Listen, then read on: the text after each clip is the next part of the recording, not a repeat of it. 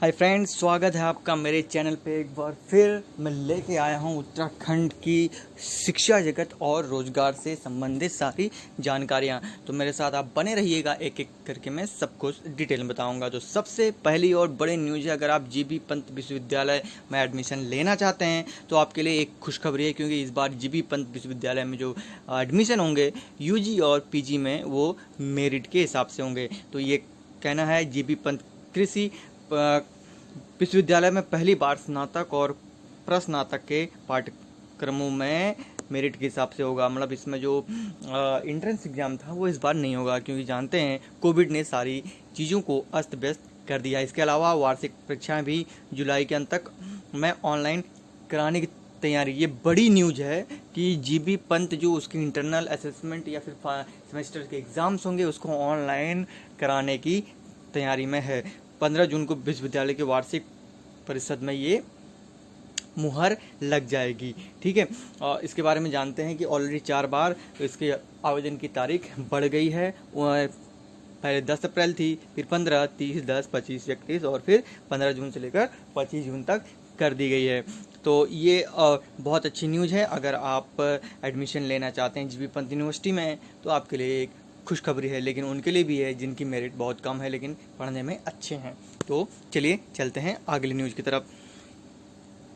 अगली न्यूज़ है वो है शिक्षकों का बीमा कराए सरकार। ये कहना है राजकीय शिक्षक संघ ने उत्तराखंड बोर्ड की जो परीक्षाओं का मूल्यांकन जो स्टार्ट होने वाला है जल्दी, उसमें कहा गया है कि जो टीचर मतलब पुस्तकों को चेक करेंगे, जो उत्तर पुस्तिकाओं की जांच करेंगे, उनका भी बीमा होना चाहिए, क्योंकि कोविड-19 की वजह से क्या क्या हो रहा है आप जान ही रहे हैं। तो इस दौरान उन्होंने कहा कि ऐसे सेंटर जो दूर दराजों में हैं वहाँ पर शिक्षकों को मूल्यांकन करने के लिए काफ़ी मुश्किलों का सामना करना पड़ सकता है। इसके लिए लगभग 50 लाख रुपए तक की बीमा की योजना बनाई जा रही है, ऐसा उन्होंने उत्तराखंड शिक्षा बोर्ड से कहा है।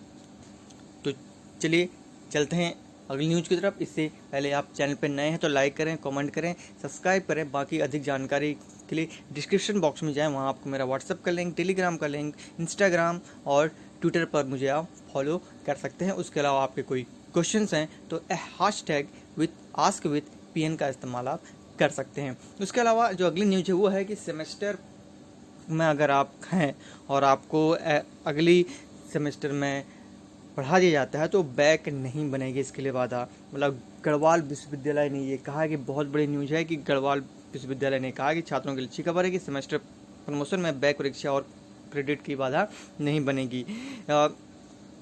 इसके लिए यूजी, पीजी, इंटरमीडिएट सेमेस्टर की सभी छात्र प्रमोट होंगे। जैसे आप जानते हैं कोविड की वजह से लगभग हर चीज़ों का जो समाधान है वो खोजा जा रहा है। इसके अनुसार परिषद ने ये कहा कि यूजी, पीजी, इंटरमीडिएट सेमेस्टर यानी कि यूजी के दूसरे और चौथे और पीजी के दूसरे सेमेस्टर को प्रमोट करने का निर्णय लिया गया। नहीं, पहले ये हुआ था कि इवन सेमेस्टर के एग्ज़ाम होंगे, लेकिन अब ये निर्णय ले लिया गया है कि दूसरे चौथे सेमेस्टर को आगे प्रमोट कर दिया जाएगा। आपके अगर उसमें बैक है तो आपको भी नेक्स्ट सेमेस्टर में बढ़ा दिया जाएगा। ये बहुत अच्छी न्यूज़ है अगर आप गढ़वाल यूनिवर्सिटी से संबंध रखते हैं।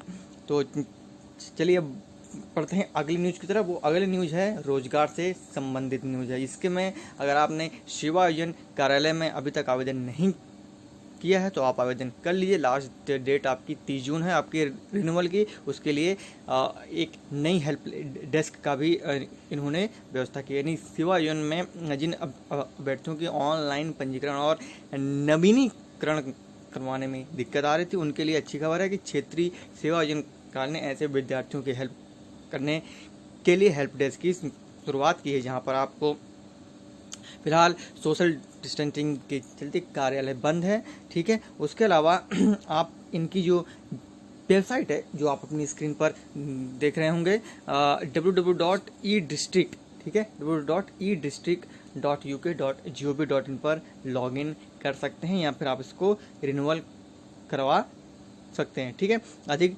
जानकारी के लिए अभ्यर्थी को खुद ऑनलाइन पंजीकरण कराना होगा और लॉकडाउन के बाद बड़ी संख्या में अभ्यर्थी स्वयोजन में अपना पंजीकरण और नवीनीकरण करा रहे हैं। तो इससे पहले अगर आपने अपना पंजीकरण नहीं कराया है तो आप जाके करवा लीजिए। लिंक आपको डिस्क्रिप्शन बॉक्स में या आपके स्क्रीन पर दिखाई दे रहा होगा।